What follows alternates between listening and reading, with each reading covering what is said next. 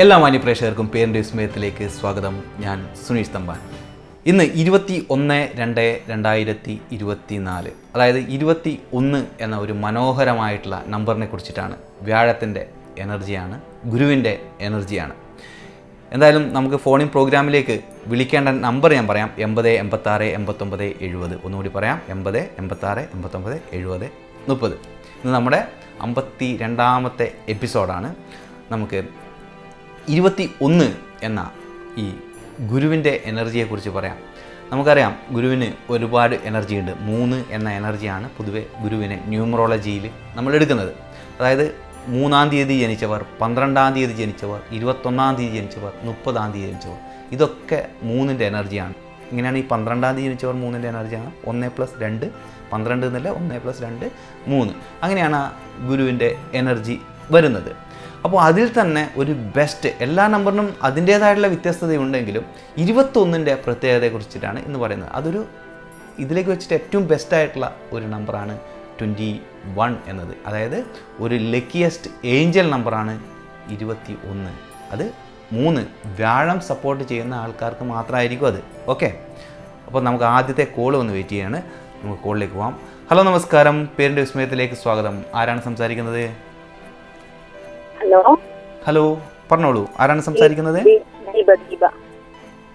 കുറച്ചുറക്കെ പറയാമോ? ഗീത. ഗീത എവിടെ നിന്നാണ്? ദീപ. ഓക്കെ, എവിടെ നിന്നാണ് ദീപ? നെന്മാറ. ഓക്കെ, പാലക്കാട് അല്ലേ? ഓക്കെ, ദീപയുടെ ഡേറ്റ് ഓഫ് ബർത്ത് പറയൂ. ആരുടെ? ദീപയുടെ കാര്യം അറിയാൻ വേണ്ടിയിട്ടാണോ? ഓക്കെ, ഡേറ്റ് ഓഫ് ബർത്ത് പറയൂ. 16/4/1973. 14 എന്നാണ് പറഞ്ഞത് ആദ്യത്തെ? 16/4/1973. 1973. ദീപ, ഇനീഷ്യൽ എന്താണ് ദീപയുടെ? ആർ. ഒരാറല്ലേ? ഓക്കെ, അപ്പോൾ 16/4/1973 ദീപ ആർ. ഒന്ന് ചെക്ക് ചെയ്തിട്ട് പറയാം. ഒന്ന് ഹോൾഡ് ചെയ്യണം.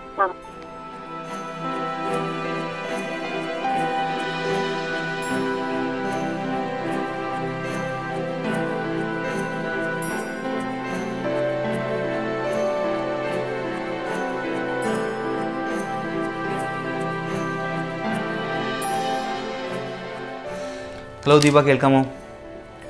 അപ്പോൾ personality number 7, life path number 4. ഇത് എന്താ പറയുക, കേതുവിൻ്റെയും രാഹുവിൻ്റെയും ഒരു കൂടിച്ചേരലാണ്. പൊതുവെ നല്ലതായിട്ട് വേണം കരുതാൻ. പക്ഷേ പേരിൻ്റെ എനർജിയിൽ നമ്മൾ മാനസികമായി തളരുന്ന ഒരു എനർജിയാണ്. പിന്നെ കലാരംഗത്തൊക്കെ സപ്പോർട്ട് ചെയ്യുന്ന എനർജി ആണെങ്കിലും മാനസികമായിട്ട് നമ്മളെ അനാവശ്യ കാര്യങ്ങൾ ചിന്തിച്ചുകൊണ്ട് ഒരു അങ്ങനെയാണ് ഈ എനർജി കാണുന്നത്. എന്നിരുന്നാലും നമ്മുടെ കാരിയർ ബേസിലൊക്കെ സപ്പോർട്ട് ചെയ്യാൻ സാധ്യതയുണ്ട്. പക്ഷേ ഈ ഇമോഷന് തന്നെ അതിനെയും ബാധിക്കാം. അപ്പോൾ അതാണ് ആ പേരിൻ്റെ എനർജിയിൽ പറയാനുള്ളത്. എന്താണ് പിന്നെ ദീപക്ക് അറിയാനുള്ളത് കൂടുതലായിട്ട്?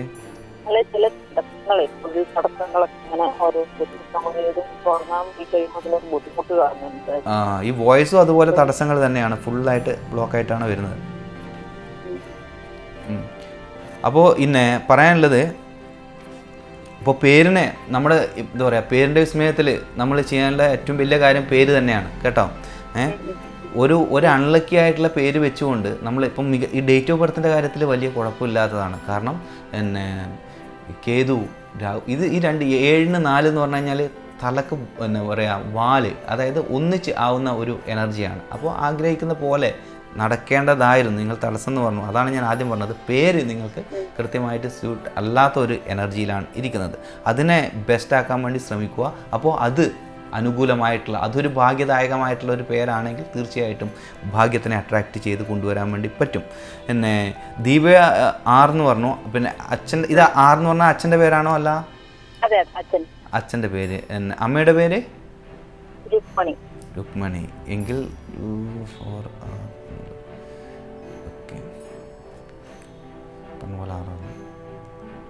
സോറി, ഒന്നുകൂടി പറയാമോ അച്ഛൻ്റെ പേര്?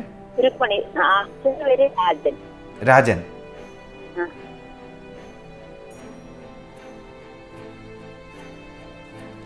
അപ്പോൾ ആ പേരിനെ ദീപ രാജൻ എന്നാണെങ്കിൽ അതെപ്പോഴും സപ്പോർട്ട് ചെയ്യുന്ന ഒരു എനർജി ആയിരുന്നു.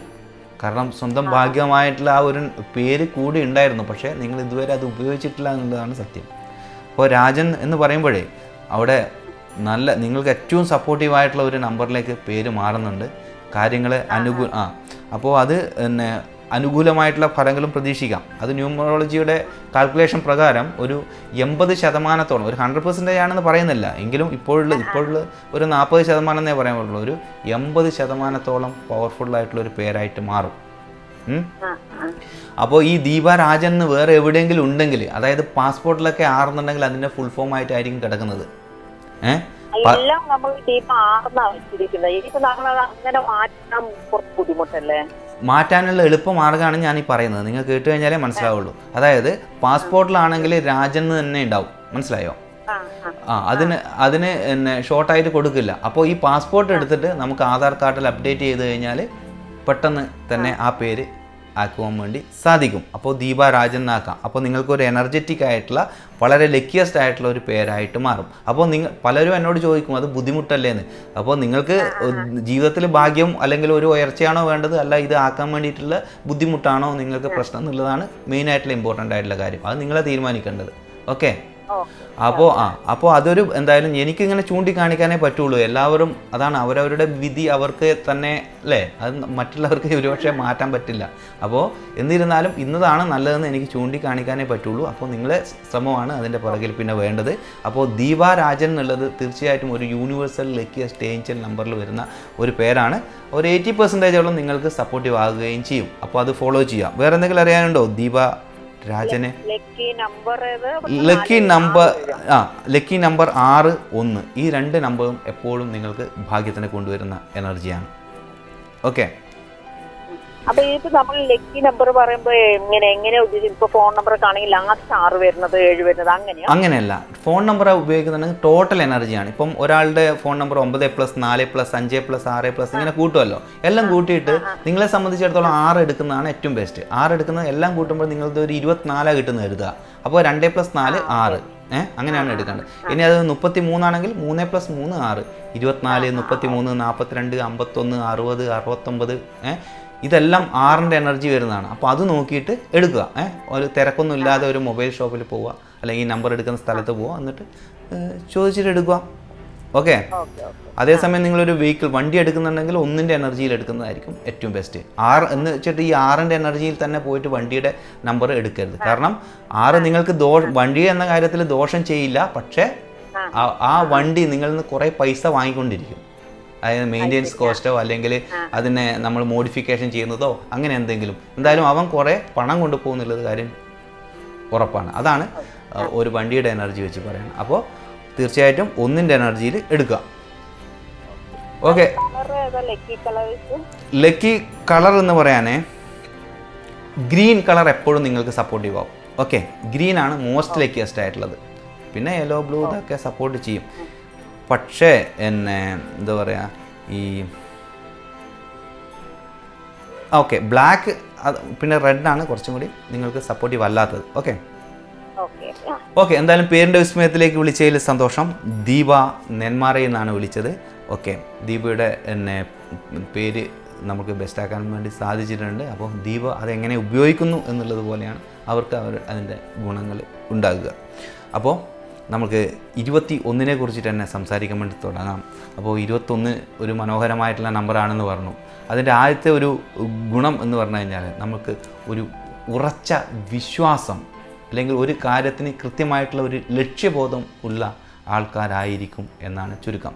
തീർച്ചയായിട്ടും നമ്മൾ പൊതുവേ പറയും അല്ലേ, നമുക്കൊരു ലക്ഷ്യവും മനസ്സിലില്ലെങ്കിൽ നമ്മുടെ ജീവിതവും അതുപോലെ തന്നെ കാറ്റാണ് നമ്മളെ കൊണ്ടുപോകുക. അല്ലാണ്ട് നമ്മൾക്ക് കൃത്യമായിട്ടുള്ള ഒരു ലക്ഷ്യബോധം ഉണ്ടെങ്കിലോ തീർച്ചയായിട്ടും പ്രകൃതി തന്നെ നമുക്കതിന് അനുകൂലമായിട്ടുള്ള കാര്യങ്ങൾ സൃഷ്ടിക്കും. പക്ഷേ നമ്മുടെ മനസ്സിനകത്ത് എപ്പോഴും അത് സംഭവിക്കുമോ ഇത് സംഭവിക്കുമോ, അല്ലെങ്കിൽ ഒരു ലക്ഷ്യം വെച്ച് കഴിഞ്ഞാൽ എപ്പോഴും കൺഫ്യൂഷനായിട്ടുള്ള ചിന്തകൾ നമ്മുടെ മനസ്സിൽ ഉണ്ടാകരുത്. അതിനെ നമ്മൾക്ക് കൺട്രോൾ ചെയ്യാൻ വേണ്ടി സാധിക്കണം. ഇപ്പോൾ നമ്മൾ തന്നെ ഒരു ലക്ഷ്യം വെച്ച് കഴിഞ്ഞാൽ കുറച്ച് കഴിയുമ്പം ചിന്തിക്കുകയാണ്, അയ്യോ അത് സംഭവിക്കില്ലയോ. അപ്പോൾ പ്രകൃതിക്ക് നൽകുന്ന രണ്ടാമത്തെ സിഗ്നൽ അത് വേണ്ടാന്നുള്ള രീതിയിലാണ്. ആദ്യം കൊടുക്കുന്ന സിഗ്നൽ അത് വേണമെന്നുള്ളത്. അപ്പോൾ ഇത് രണ്ടും കൂടി തീർച്ചയായിട്ടും പിന്നെ നിങ്ങളുടെ ആ ലക്ഷ്യത്തിനെ കൺഫ്യൂഷനാക്കും. അപ്പോൾ ലക്ഷ്യബോധം, അതിൽ കൃത്യമായിട്ടുള്ള ഉറച്ച വിശ്വാസവും ഉണ്ടാവണം. അപ്പോൾ വിശ്വാസം ഉണ്ടാകാനുള്ള കാര്യങ്ങൾ നമ്മൾ തന്നെ ചിലപ്പോൾ ഒരുപക്ഷെ ഉണ്ടാക്കേണ്ടി വരും. അപ്പോൾ അങ്ങനെ ആയിട്ട് ഒരു കാര്യവുമായിട്ട് മുന്നോട്ട് പോകുകയാണെങ്കിൽ തീർച്ചയായിട്ടും എല്ലാവർക്കും, ഇനി ഈ 21-ന് മാത്രമല്ല ഏവർക്കും അത് സാധ്യമാണ് അവരുടെ ലക്ഷ്യത്തിൽ എത്തിപ്പിടിക്കാൻ. പക്ഷേ ഉറച്ചൊരു വിശ്വാസം വേണം, അതിന് വേണ്ടിയിട്ടുള്ള കഠിന അധ്വാനം വേണം, സ്മാർട്ട് വർക്ക് വേണം.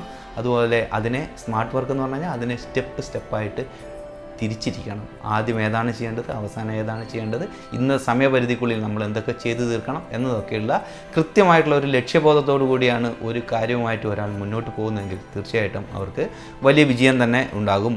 പക്ഷേ ഇതൊന്നും, ഈ ഒരു അറിവൊന്നും ഇല്ലാതെ തന്നെ ഈ 21 എന്ന എനർജിക്ക് അങ്ങനെ പോകുവാൻ വേണ്ടി സാധിക്കും. അവർക്ക് ആ ഇൻബിൽഡായിട്ട് ആ ഒരു ക്വാളിറ്റി ഉണ്ടാകും എന്നാണ് പറഞ്ഞതിൻ്റെ ചുരുക്കം.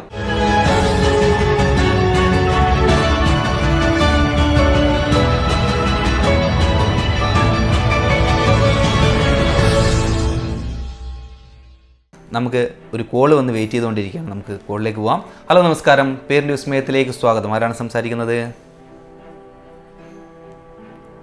ഹലോ, ആരാണ് സംസാരിക്കുന്നത്? പറയൂ, ആരാണ്?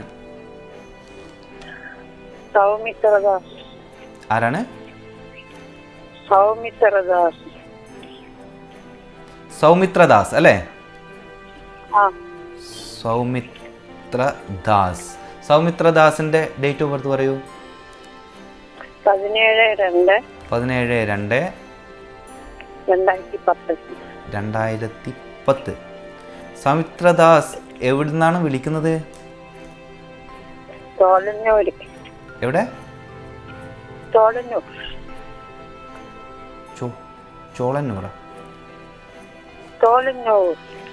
ഏത് ജില്ല? ഏതാണ് ജില്ല? പാലക്കാട് ജില്ല. പാലക്കാട്. ഓക്കെ, സോറി കേട്ടോ, എനിക്കറിയാത്ത സ്ഥലമാണ്. ഓക്കെ, പാലക്കാട്. സൗമിത്രദാസ്. ഒന്ന് ഞാൻ എൻ്റെ സ്പെല്ലിംഗ് ഒന്ന് കൺഫേം ചെയ്യാം. SOW MITHA ഇല്ലല്ലോ, THRA അല്ലേ? ദാസ് അല്ലേ? DAS. പിന്നെ എന്തെങ്കിലും ഇനീഷ്യൽ ഉണ്ടോ സൗമിത്രദാസിന്റെ? കെ എന്ന് കൂടിയുണ്ട്. ഓക്കെ, അപ്പോൾ സൗമിത്രദാസ് കെ. ഓക്കെ, ഒന്ന് ഹോൾഡ് ചെയ്യണേ സൗമിത്രദാസ്, ഞാൻ ഒന്ന് ചെക്ക് ചെയ്യട്ടെ. ഓക്കെ.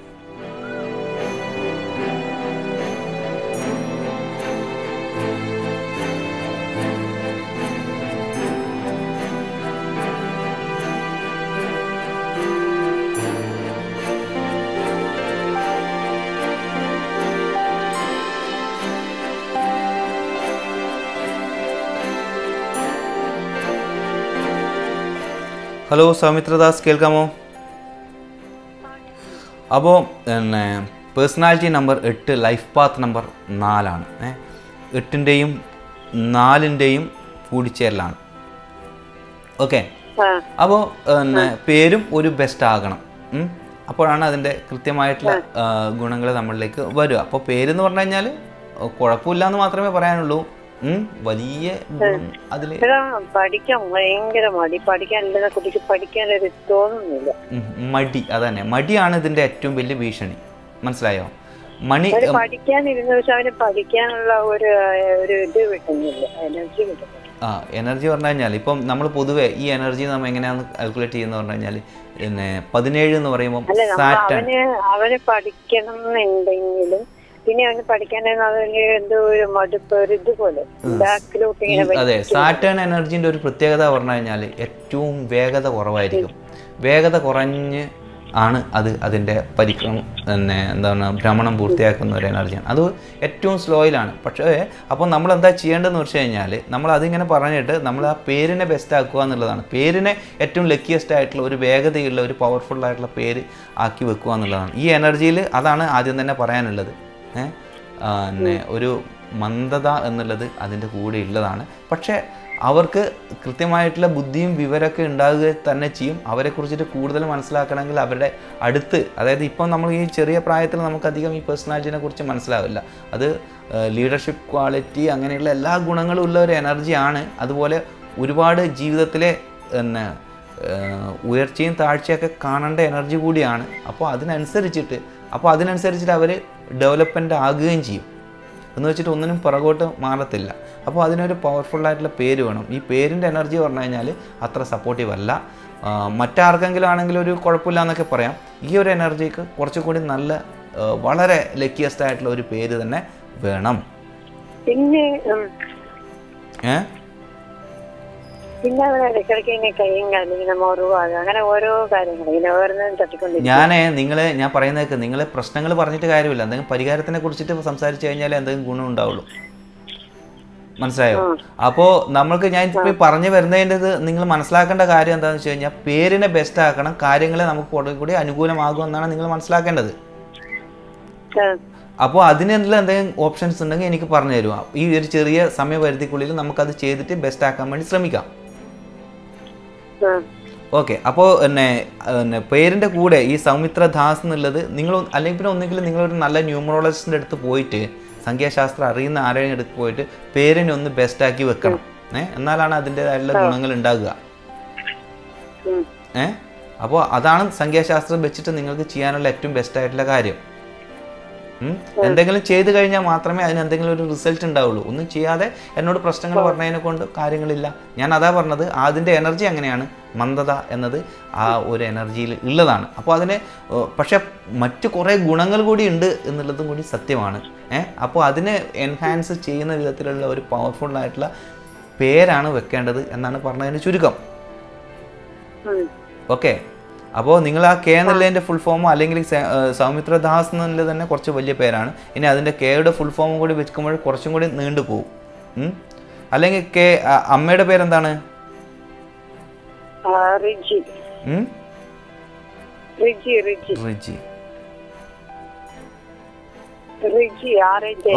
ഓക്കെ. റിജി ഫുള്ളായിട്ട് വെക്കാൻ പറ്റുള്ളൂ. ആൺകുട്ടികളുടെ പേരിൻ്റെ കൂടെ ലെറ്ററേ വെക്കാൻ പറ്റുള്ളൂ. 6 വെക്കാം. കെ എന്നുള്ളത് അച്ഛൻ്റെ പേരാണോ? കൃഷ്ണദാസിന്റെ പേരാണ്. കൃഷ്ണദാസ് എന്നാണ് അച്ഛന്റെ പേര്. Okay okay.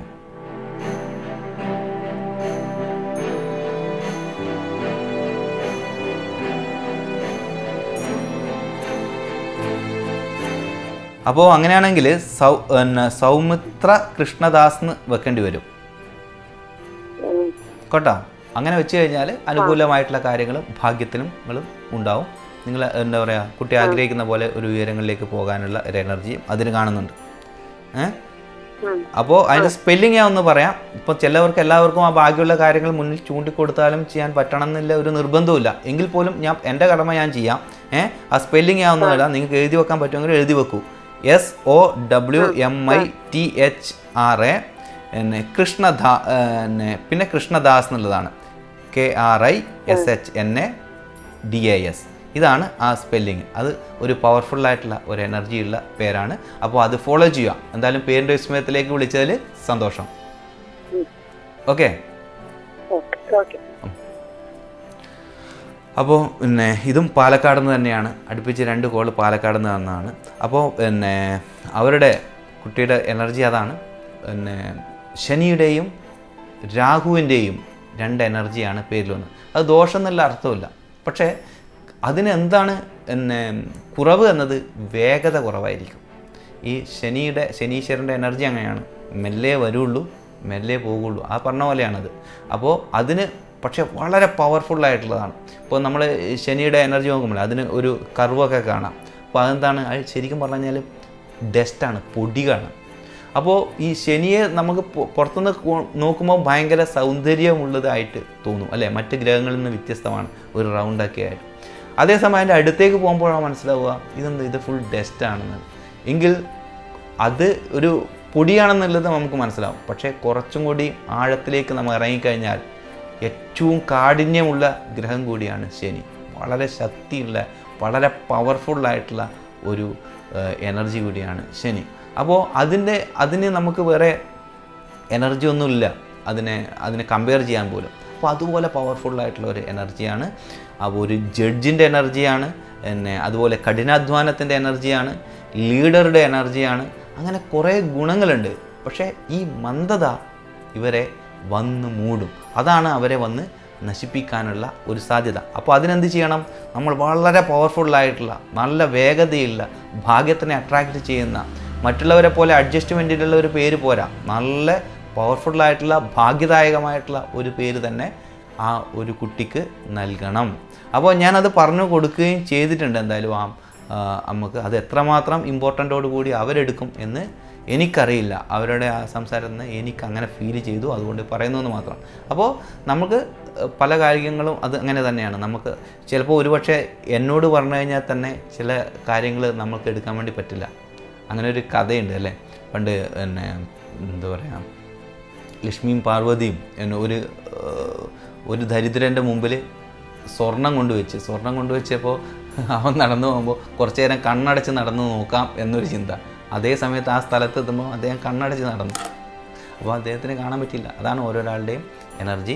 അപ്പോൾ പിന്നെ എൻ്റെ ഒരു അഭിപ്രായത്തിൽ ഈ ന്യൂമറോളജി ആയാലും എന്തായാലും തീർച്ചയായിട്ടും അതിനെ കണ്ട് മനസ്സിലാക്കി നിങ്ങളുടെ ജീവിതത്തിൽ അത് ഉപയോഗത്തിൽ കൊണ്ടുവരിക എന്നതാണ് പറയാനുള്ളത്.